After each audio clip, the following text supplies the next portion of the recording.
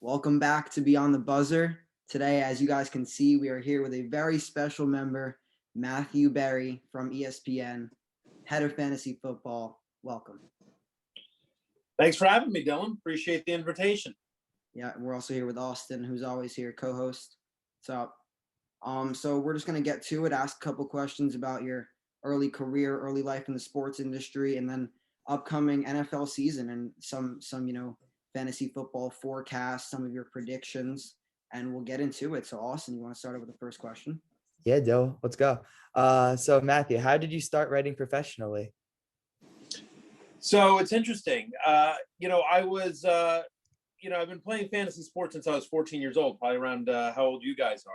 And, really enjoyed it, obviously. I'm obviously a lot older than you guys. So back when I was doing it, the internet literally did not exist. Like, this is how long ago it was. And so, you read stuff in newspapers and magazines. But started playing when I was 14 years old, and then, went to college, ended up becoming a professional writer living out in Hollywood. And what happened is in 1999, this is obviously, 22 years ago, in 1999, there was a website called RotoWorld, which is no longer in existence. They changed their name, but there was a website back in the day called RotoWorld, and they were advertising for writers. Hey, we're sort of just starting out this website, and we're looking for professional fantasy writers. And I said, I wrote them a note, and I said, listen, I'm a professional writer living out here in Hollywood. But fantasy sports is my passion. It's it's what I love doing. And so I would love to just, try out. Could I send you a sample? Could I send you something for free just to try out, see if you think I'm any good? And the guy who was running the website at the time, his name's Matthew Pulio. He's still there. He writes me back and he says, I looked you up on IMDb, because he didn't know if I was telling the truth or not, right? He said, I looked you up on IMDb, and Married with Children is my favorite show of all time. So you're hired. So because I was a writer for Married with Children, which is a show you can see on reruns now, they gave me a chance to write a free column for the internet, which in 1999 was, not what it is now. And so that is how I became a professional writer. And so I want to say, Austin, I think I was working there probably about, 9 months, maybe a year before they finally started paying me. I think they started me out at $25 a column. And I worked there for 4.5 years. And I think the most I ever got was $50 a column. I got all the way up to $50 a column. So I certainly did not earn a lot of money from RotoWorld, but I enjoyed it. And that's how I got my start, my professional, finally, how somebody paid me for fantasy advice. Yeah, my dad told me all about RotoWorld because he's been playing fantasy baseball ever since he was a very young kid as well. He's been in a league with his buddies for like 25 years, so he's very familiar with RotoWorld. So I've seen that you've also written for MLB.com and NBA.com. Was football always your favorite sport and your passion, or do you like the other sports any better? Football's always been my favorite sport just to watch. And, but in terms of fantasy, like the very first fantasy league I ever played in was fantasy baseball. That was the league I was doing when I was 14 years old. I didn't join fantasy football until college, and then I didn't play fantasy basketball until after college.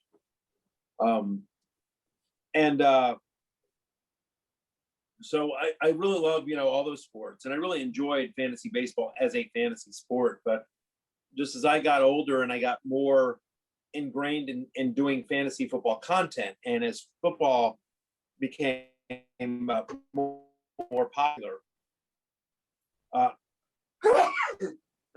Bless you. Excuse me. Bless you. Apologies. I didn't mean to sneeze on camera there. I was trying to use a little cleansing lotion. Okay, so at any rate, maybe you can edit that out, maybe you can't. Anyway, to answer your question, I like all those sports. Football has always been my favorite sport to watch and just to enjoy as a fan. Fantasy baseball was my favorite sport growing up. It was the first fantasy league I played in. Fantasy basketball is actually a great fantasy sport. But as my professional career took off, and as football and NFL football and fantasy football specifically grew in popularity, it's become a year-round job, right? Between you finish the Super Bowl and then a couple weeks later, free agency happens, and obviously there's big fantasy impacts around free agency, and then you've got the combine, and then you've got the NFL draft, and then you've got in a month they'll start right now they're doing some rookie mini camp stuff, and soon it'll be OTAs before you know it, and then it's literally a year-round sport. And I can write an article in March about the free agent, the fantasy impact of free agency, and I'll get more reads, or our podcast will get more downloads than if I did something on fantasy baseball. And obviously March is a prime time for fantasy baseball. So it's just as a result of sort of my career and the needs of the modern fantasy football player, I don't pay nearly as much attention to baseball or basketball as I used to. And so I'm in terms of my analysis, I'm entirely fantasy football based. Mm-hmm. Yeah, I mean, Austin and I play both fantasy football, basketball, baseball, all of those. So we are fantasy diehard fans. You were talking about you playing fantasy football since you were 14, and obviously we know fantasy football has evolved so much since then. How much has it changed? How different is it from now till when you started playing? Well, I think the biggest difference between now and when I started playing is just information, right? I mean, listen, there are improvements in technology, right? There have been some changes in format. Superflex has become more popular. Dynasty has become more popular. Best ball has become more popular. PPR and even half point PPR have become more popular, right? So a bunch of different formats, and DFS didn't exist when I was starting out. So those are the changes, and obviously the technology in terms of just be like when I started literally you couldn't play it online. So being able to play it online, getting live scoring, having apps, etc. Mm-hmm. But I think for me the biggest difference is information. Again, back when I started, it sounds like the Stone Ages, but back when I started, information was hard to come by. There was no internet. And once there was the internet, the coverage of the sport wasn't 24/7, 365 like it was now. Social media didn't exist. And so you would read practice reports, you would read newspaper articles, you would try to watch the local news for a couple of minutes just to glean one nugget here, one nugget there. And nowadays, with so many people, with every reporter and 8 billion people and fans and fan sites and blogs, everyone having a Twitter account, an Instagram, a TikTok, whatever it is, right? Facebook, whatever their social media platform is, and then just, so many more websites. The sport is covered 24/7, 365 by a zillion different people. So so now, whereas before it was trying to find information, now it's trying to sift through it. What do I believe? What's BS? Is this guy really in the best shape of his career, or is it just, a quote that a coach is telling a reporter in June to get him off his back because it's June? What else are you going to talk about? Yeah, he's motivated. Yeah, he looks great. Like, they all look great in June, and so that's the biggest difference is kind of like you have to have a much bigger BS meter, if you will, these days than you did back then. Mm-hmm. Yeah, interesting. I am a very big Marvel fan, and I was watching Avengers Endgame, and I saw you as a SHIELD agent in the movie. Can you kind of describe to us how you were able to get a cameo in the movie? One of the greatest experiences of my life. Unbelievable. Really lucky. And how it happened was honestly because of Joe Russo. And so if you Google Matthew Berry, Joe Russo, Russo, the story will come up because I've written about this on ESPN.com, and so it'll go into more detail. But to give a condensed version of it here, my younger brother is a TV executive living out in Hollywood. And 15 years ago, he worked on a short-lived sitcom called Carpoolers with Joe and Anthony Russo. who obviously directed Avengers Endgame. They also directed Infinity War, Captain America, Winter Soldier, Captain America, Civil War. Great directors, great people. And so my brother, even though the show didn't go anywhere, my brother became friends with them. And so he's known them for a long time. Not close friends, but friends. I don't know, 5 years ago, maybe, something like that. My brother is at a restaurant in LA and he runs into Joe Russo. Hey, how are you? What are you doing? You know, they're catching up. And at one point in the conversation, Joe just glances at his phone and puts it away and says, it turns to my brother and says, sorry, fantasy football stupidness. And my brother goes, you play fantasy football? And Joe's like, I'm in 3 leagues. I'm obsessed. And so my brother goes, Joe, you know who my brother is, right? And Joe's like, no, wait a minute. Your brother Matthew Berry? And Jonathan's like, yeah. And Joe's like, oh my God, I read Love Hate every week. I love your brother. Like, do you think I could get an email address? So my brother's like, are you okay if I give Joe Russo your email address? And I'm like, obviously, because I'm a huge MCU fan. And I think Winter Soldier is one of the best action movies ever made. I think it's probably the best MCU movie. It's just a brilliant film on many levels and really well directed, acted, written, whole thing. So he emailed me an incredibly sweet kind of fanboy letter, and I emailed one to him back. And so we sort of fanboyed out on each other. Then we started texting. We had dinner a couple of times, and and so then we were on the phone, just sort of checking in, and he was telling me how it was going in Atlanta, where they were shooting Infinity War and Endgame back to back. And he just said, hey man, do you want to be in the movie? Because I got a part that I think you're perfect for. And I was just like, obviously, when do you need me? And so, my role in Avengers Endgame came about entirely because of fantasy football and because of Joe Russo. And, and obviously also the graciousness of Robert Downey Jr. and Chris Hemsworth, who easily, if they'd looked at me sideways and just said, I'm not feeling it, they would have replaced me, no questions asked. Those two guys are, massive movie stars. And I felt very blessed, That's awesome. Truly magical. And by the way, that scene, what's crazy about that scene, it's a 2-minute scene in Avengers Endgame, but it was also used as the opening scene for the new Loki series on Disney Plus. So I am also I get a credit in Loki. I saw some stuff on Twitter about that. I haven't watched that new series yet, but it looks pretty good. I will get to it. It's great. Mm-hmm. Speaking of love-hate list that your friend Russo was talking about, do you have a love-hate list already for this 2021 season? Not yet, because love-hate is always based upon specifically ADP and specifically ESPN ADP. So I don't know that an ADP, for your listeners that don't know, stands for average draft position. So it is about, we need to wait for sort of the dust to settle and get a sense of where the ADP kind of lands. So then you can say, oh, this is somebody who's undervalued. This is somebody who's overvalued. This is who I love. This is who I hate. I mean, all right. But there are players that I already know, that I can tell are going to be, I think wildly undervalued. Look, I'm not saying he's amazing, but like Brandon Cooks is going like as, wide receiver 40 something, 43 or something like that right now. And it's just like Brandon Cooks has got like 5 different 1,000-yard seasons in 6 NFL years. I don't care who the quarterback is for Houston this year. Somebody's got to catch the ball.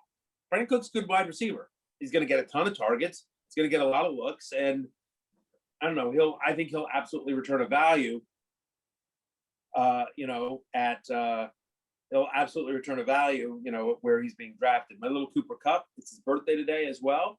Always like him. I do think the Rams offense takes a big step up this year with Runner.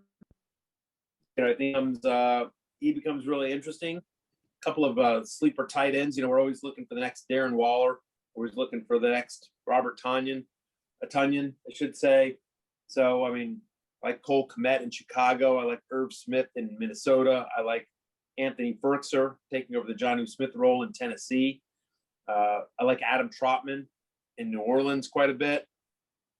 So those are some sleeper tight ends for you. But, we can, ask me a question about a player, and I'm happy to talk about it. Mm-hmm. Yeah. Speaking of birthdays, you talk Cooper Cup, and actually, Cooper Cup and I have the same birthday. Today is my birthday as well. Oh, happy birthday! So this works out well. Awesome, dude. Yeah. So we're gonna give you a little bit of a scenario.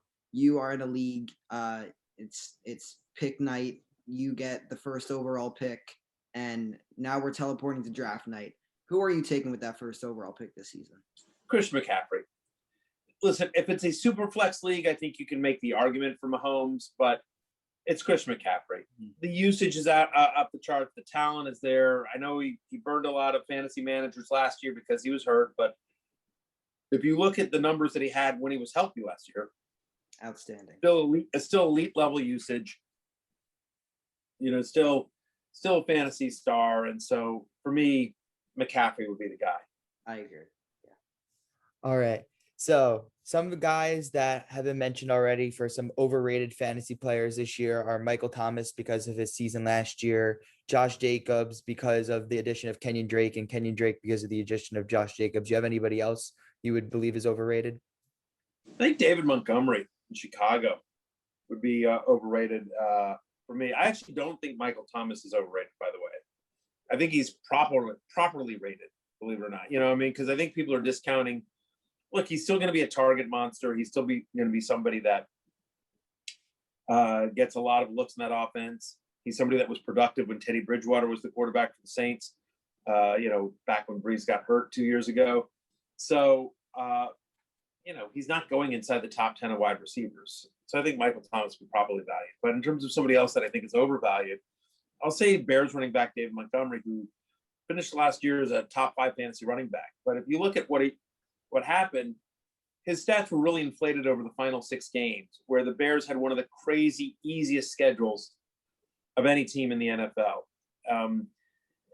Last year, David Montgomery had 7 different games with 20 or more fantasy points, and in 6 of those 7 games, he played a team that was bottom 6 in the NFL in terms of most fantasy points allowed to opposing running backs. So just a really great schedule. So I think David Montgomery's fantasy success last year came from talented running back. But I really think for the most part, it came from great schedule, increased volume. He got a ton of touches, average over 20 touches a game.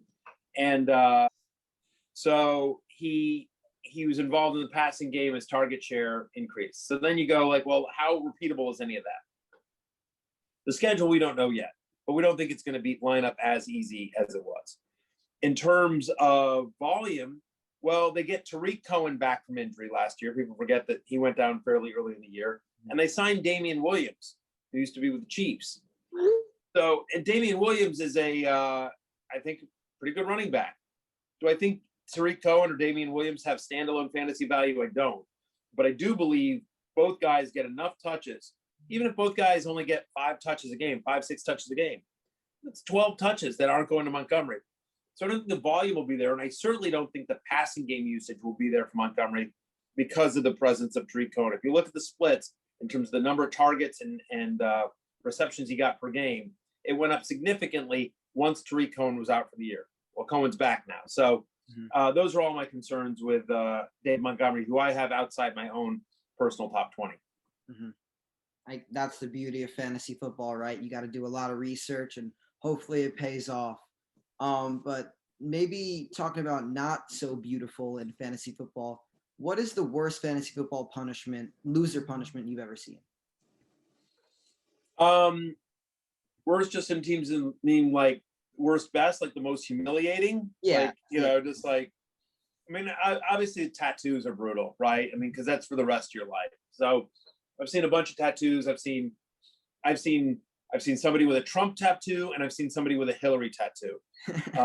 So whatever your political affiliations, and I've seen guy with a Justin Bieber tattoo, guy with a, animals making love. I've seen people that get tattoos of animals in the throes of passion. There's one guy in Omaha, Nebraska that has a tattoo of my face. Oh my. on his leg, poor bastard. So tattoos are always bad. Some of the other ones I think are really good is, there's a league in Brooklyn, New York, where the loser of the league has to dress up as a lion, and the rest of the league chases him with paintball guns, which is pretty good. There's another one where, this league all went to a league. This league all went to a elementary school where they have like 8-foot hoops, like the small 8-foot basketball hoops, and the loser league had to stand under the basket while the rest of the league dunked on them. Like they just came and then they filmed in slow motion. They've added music to it and put it up on YouTube. I've seen a couple of different leagues do this, which is pretty funny. Like, I don't know if you guys are Game of Thrones fans, but there's a very famous scene in Game of Thrones where one of the characters has to walk through the streets of the city. She had in the show she had to walk through naked, but basically had to walk through the streets naked, and followed by a bunch of people just going shame, shame, shame. So I've seen a couple of people do that where a guy has to walk through basically, not like in just like basically wearing only shorts and holding a sign that says fantasy football loser, and everyone trailing behind him holding the bells, dressed in robes, screaming shame, shame. So that one's pretty good too. Yeah, those are all pretty ruthless. If there was one thing about fantasy football right now, currently, what would you change about it? No kickers. I would get rid of kickers, to be honest, guys. I just think they're too random. I prefer the Superflex format. So I would get rid of kickers and defenses. I just think that, I'm like, just try to, fantasy football is so random as it is. The more we can try to eliminate or at least put some guardrails around how random it is helps. And I think kickers is one of those, places. I really enjoyed drafting Josh Lambo. If there were, so what do you have like any idea about fantasy value for guys like Aaron Rodgers, Deshaun Watson, Davis Mills now, or depending on who's the starter for the Texans, and Russell Wilson, the situation that's going on there with his offensive line as well? So in terms of Russell Wilson's, one of the most effective fantasy quarterbacks, no matter who his offensive line is. He's the only quarterback in the NFL to throw for 30 touchdown passes in consecutive seasons. The only current active NFL player, I should say, that to throw for 30 plus touchdowns in consecutive seasons, and he's done it for 4 straight years. So I'm not worried about Russell Wilson. He'll once again, barring some sort of catastrophic injury, he'll finish the year as, top 5, top 6 fantasy quarterback. Aaron Rodgers and Deshaun Watson, I think you have to be nervous about. Aaron Rodgers, and it's one of the reasons why he's one of the all-time greats, is got this incredibly stubborn will. So it doesn't feel like the Packers situation with Rodgers is going to get better anytime soon. And in terms of Deshaun Watson, there's a little bit of a double whammy, right? Because he's obviously dug in his heels about not wanting to play for Houston and wants to be traded. But he's also going through legal issues off the field. And so we don't know how that's going to play out and what, if any, disciplinary action the league will take. And there's a chance that pending the results of that investigation and, whatever litigation goes along with it and the results there, he could be suspended for 8 games. He could be suspended for a year. We don't know. So I definitely have Rodgers lower than I normally would, especially based on his production last year. And same for Deshaun Watson. Like, I don't know how you can go into the season feeling good about either guy starting. They both have tremendous upside as a flyer, but until we know they're definitely playing in the league and who they're definitely playing for, it's risky at a position that, is pretty deep. So I don't mind taking a flyer on either, because again, if you draft Watson, you draft Rodgers, it turns out you can't use them for X number of weeks or whatever. the quarterback position is deep enough that you can go get a viable fill-in. But I'm certainly not targeting either guys, either of those guys. Yeah, so I mean that was some talk about some unfortunate and bad things happening around the league, but last week we had a blockbuster trade, Julio Jones to the Tennessee Titans. How do you think that's going to work out with his fantasy value along with AJ Brown and Ryan Tannehill and also their star running back Derrick Henry? So in terms of Julio Jones, I think it's a slight downgrade. Remember Julio Jones last year missed 7 games, left 2 other games early. He's going to be 32 when the season starts. So, injuries are a concern for Julio, and he's going to a very run-heavy offense. I mean, Atlanta was very pass-heavy last year. Tennessee is very run-heavy. Having said all that, Corey Davis last year averaged over 6 targets a game, and was a productive fantasy wide receiver. That's Corey Davis. And you don't trade for Julio Jones to have him block. Like, they're going to throw him the ball. So I think they open up their offense a little bit more. And the other piece of it is that Ryan Tannehill, the quarterback of the Titans, is very efficient.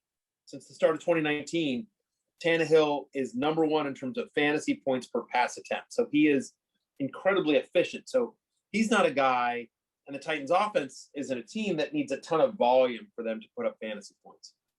Right now, I have Julio Jones as a mid-tier wide receiver 2. I think it's a slight downgrade going to Tennessee, but still a very viable wide receiver 2. AJ Brown, same thing. I had him at wide receiver 5 before the trade. I now have him at wide receiver 8. Moves down a little bit because there's going to be some target share that goes away. But, both guys are insanely talented. And, again, their competition for targets are Anthony Ferkser and Josh Reynolds. And I think both guys will be really good. And then in terms of the fantasy prospects of Tannehill, you add Julio Jones, it helps. I mean, hashtag analysis, not rocket science there. Like, you add a guy like, you add a Hall of Famer like Julio Jones who's still in the prime of his career, like, that's going to help. So, I currently have Tannehill at QB 11. And then I think and listen, on the other side of the ball, again, it's simple, but just because it's simple doesn't mean it's not true. You're Matt Ryan. Losing Julio Jones hurts. It does mean that, Calvin Ridley's going to will have a very big year, top 5 year at the position. I think you'll see a lot of Kyle Pitts. But there's no question that definitely there's a hit to Matt Ryan's fantasy value. So I'm a Gator fan. Kyle Pitts is my guy. So do you have any opinions on the rookies of this year? I know Najee Harris's fantasy value is extremely high this year. In my opinion, I think it's a little too high because there's a guy like Benny Snell right behind him. So what's your opinions on the rookie running backs of this class and some other rookies like Trevor Lawrence, Zach Wilson, etc.? Okay. So in terms of, listen, Najee, there's not a rookie quarterback that I'm super excited about. I will say that if you're in a deeper league, you're in a superflex league, 2-quarterback league, I do think Trevor Lawrence is going to be good. It's a guy that I think off the top of my head ran for like 17 touchdowns in 2 years at college, Clemson. So I think Trevor Lawrence runs more than I think he gets credit for. I think their defense is once again going to be bad. And so I think Trevor Lawrence has a chance to put up, mid-tier and higher QB2 numbers. Justin Fields, because of his rushing, even if he wins the job outright in Chicago, hard not seeing him being a fantasy factor down the stretch.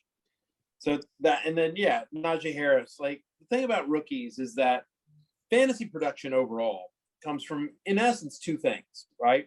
It comes from talent and opportunity. Well, we know Najee Harris has talent. We watched the tape. We've seen the kid at Alabama.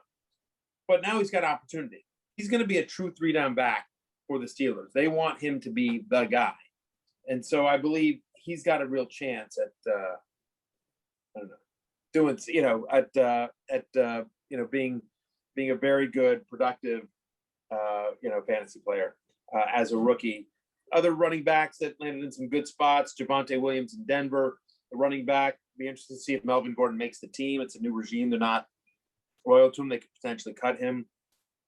Nothing else. It'll be a 1-2 punch with Williams and Gordon. Michael Carter's got an interesting path right directly to some playing time. Travis Etienne is super talented, but it's a crowded backfield room all of a sudden in Jacksonville. I don't buy the not Pete Carroll. I don't buy the Urban Meyer take. You know, that's just like, Travis Etienne's going to be a third down back. It's going to be a pat. Like, stop it. No, he's not. Like, so, and there's not really a rookie wide receiver that excites me. You mentioned Kyle Pitts. I'm at tight end 4. Again, very friendly offense to tight ends under new head coach Arthur Smith when he was in Tennessee. Utilized his tight end quite a bit. So I think you'll see a lot of Kyle Pitts this year. Yeah, I mean, this year is going to be really exciting. We have a bunch of really bright rookies coming into the league.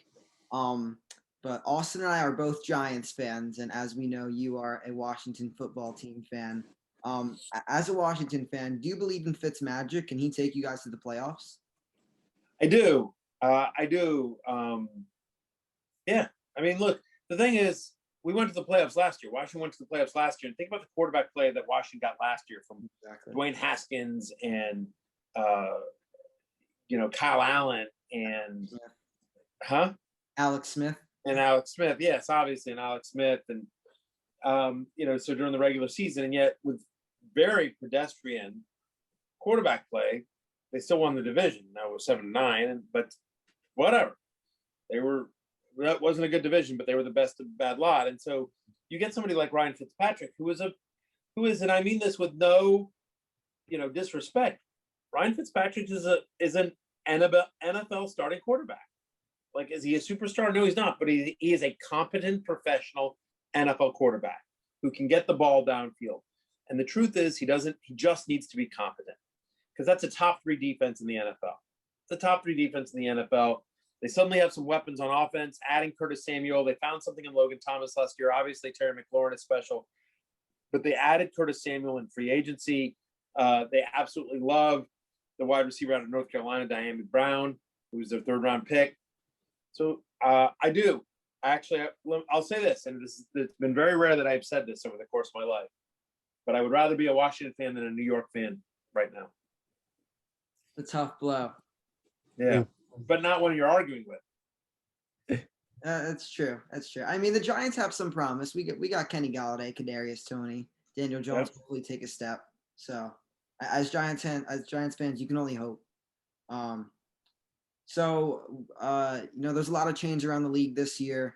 Who is like a dark horse contender? Obviously, we have the Chiefs, we have the Buccaneers. We're going to be those powerhouses. Who is a team that can come in and sneak in and possibly, be like the Bills last year and be a surprise team? Some of the ones we've thought of are maybe the Rams, the Browns, and maybe the Titans with the Julio Jones acquisition. Like all those teams. I'll also say Washington. To your point, I think a lot of people are like discounting the quarterback situation, right? And they don't think he's going to be. They don't think he's going to be, particularly good. So I would add Washington to that list. Wouldn't be surprised. Be interesting to see what happens with the Chargers. I think the defense is going to be pretty decent, and if Justin Herbert, it's tough to be in the same division as the Chiefs, but I could easily see the Chargers making a run, the Colts making a run, and probably about it. I'm trying to think if there's anyone I'm forgetting. I don't know. Nah, that's what I would say. Those are the teams. All right. How does it feel to be the king of fantasy football and the guy everyone turns their head to when need of advice? Listen, it's been a truly blessed journey. I feel very lucky to be in that position. Obviously, having been on ESPN, like a lot of the thanks goes to ESPN there as well. But listen, it's a good gig. I'm not gonna lie. Are there drawbacks? Of course, because then there's always pressure. And when I give some advice, which happens, by the way, but when I give some bad advice, sometimes you're just like, because when somebody comes to me for advice, they get to me, they feel like, I've got the magic secret, I've got and then I'm just like, I screwed that up. Sorry, man. So I definitely feel pressure to sort of live up to that. that ideal in some people's minds. But overall, it's, pretty great. I'm not gonna lie. I have a good gig. I have a good life. Fantasy football brought me to ESPN, which is where I met my wife. It's how I have my family, have my kids. So yeah, ESPN's been very good to me. Yep. Just one more question before we close things up. Between the running backs, DeAndre Swift, J.K. Dobbins, Cam Akers, and Antonio Gibson, who do you like the best of the four? I mean, Antonio Gibson. I mean, he was the better running back of the four of them, and getting that was as a rookie behind a worse offensive line, a worse offense. As I just said, I think Ryan Fitzpatrick is going to be actually better than people think. I think he's a smart quarterback. Harvard jokes aside, I think he's a smart quarterback. He's also an aggressive one. He's not scared to throw it into double coverage. And so I think they'll just be in scoring position more often, because I think they're, and the defense is so good, they're going to get some turnovers, and turnovers deep in opponents and territory, I should say. And so I think he'll be good. Yeah, the NFC will definitely be a really tight race, one to watch as those teams battle out to make the playoffs. But as we conclude, Matthew, we just want to really thank you for coming on. It's been awesome to meet you, have a full-on conversation with you. We're extremely grateful. We cannot thank you enough, truly. My pleasure, guys. I appreciate you asking. Thanks for the kind words. And listen, looking at your age, looking at mine, when I'm ready to retire, you guys can take over for me. Absolutely. I'll be there. I'll be there to take your spot. Done. Great. I'll pass the baton. All right. Thank you so much for coming on. We appreciate it. You bet. Good luck, guys. Thank you.